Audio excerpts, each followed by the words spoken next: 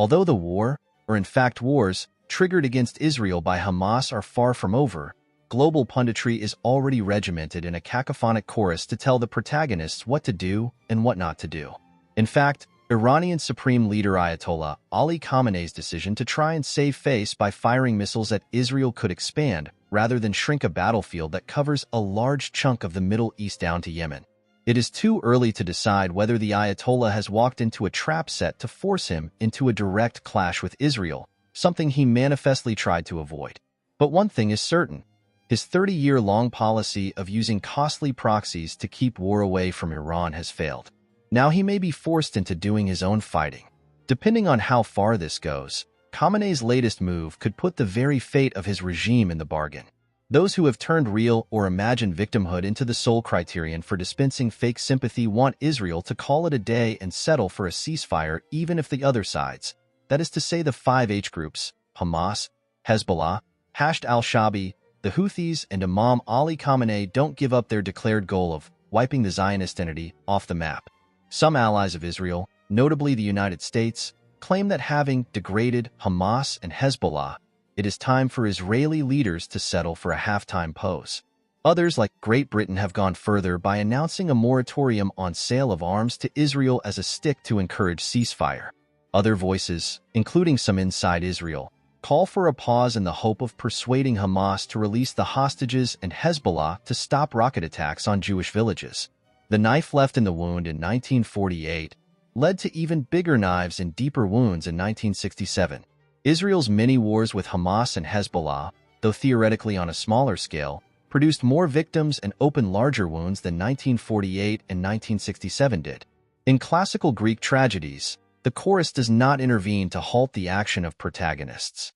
It comments and shows empathy or antipathy, but knows that events must take their tragic course to a catharsis. Even an intervention by a deus ex machina prop cannot lead the action into a fishtail of uncertainty. Just as a tragedy that does not complete its full course isn't a tragedy and risks morphing into black comedy. A war that is not allowed to do what a war is designed to do, that is to say create clear winners and losers, would be a carnivalesque waste of blood and treasure. Another part of the global chorus has already embarked on peacemaking hallucinations by suggesting solutions to what is labeled the Arab-Israeli problem. The American magazine Foreign Affairs tries to revive the bitter joke of a two-state solution with a new slant. It suggests that a Palestinian and an Israeli state should be created alongside each other, but with no borders, allowing each other's citizens to reside in either of the two states. It is not clear who the creator of the two imaginary states would be, in effect turning both the Palestinians and Israelis into objects in their own history. Iran's President Masoud Pezeshkian says peace could come only if Israel and Iran are disarmed, and an international force is deployed in the Middle East. The wise men of the New York Times claim that the revival of the Obama nuclear deal with Tehran would do the trick, thus implicitly holding the Iranian mullahs responsible for the current wars. The subtext is, surrender to Tehran so that it orders its 5H hounds to return to their niches. Since World War II, we have witnessed dozens of wars, big and small, all of which ended when war did what it is supposed to do, that is to say, decide who won and who lost, thus allowing the emergence of a new status quo capable of offering stability if not everlasting peace. The current wars have provided the global chorus with ample opportunity for virtue signaling of the most cynical type. Contract-deprived stand-up comedians, half-forgotten pop stars, and academics experts in victimology say they are allocating part of their income to Gazan and Lebanese orphans. Ayatollah Ahmad Alam al-Hoda of Mashhad has chosen a cheaper option, an extra evening prayer for Hamas and Hezbollah. An Iraqi poet, seldom praised for his literary prowess, committed an encomium for slain Hezbollah leader Hassan Nasrallah. Wrecking the furniture in universities and burning the Israeli and American flags may produce feel-good moments, but are unlikely to pave the way to peace.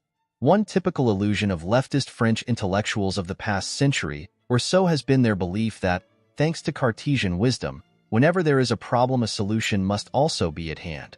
All we need to do is to find and apply it. In real life, however, there are problems that have no solution within a reasonable span of time and space. In such cases, one risks conjuring ersatz solutions of the kind Foreign Affairs, The New York Times, and the new French Foreign Minister Jean-Noël Barrot, who suggests priority for rebuilding Lebanon. Khamenei's opening gambit may lead to a real clash of two visions for the Middle East. Khamenei wants to make the whole region look like his Islamic Republic of Iran. In a fiery speech last Sunday, Benjamin Netanyahu declared his ambition to make the Islamic Republic look like the rest of the region, that is to say, swallow the bitter pill of accepting Israel as a reality. At the risk of appearing as part of the very same chorus I am denouncing, may I suggest that Netanyahu put his phone on silent for all those who hope to second-guess him on the course he has adopted, which is to let the current war to determine clear winners and losers.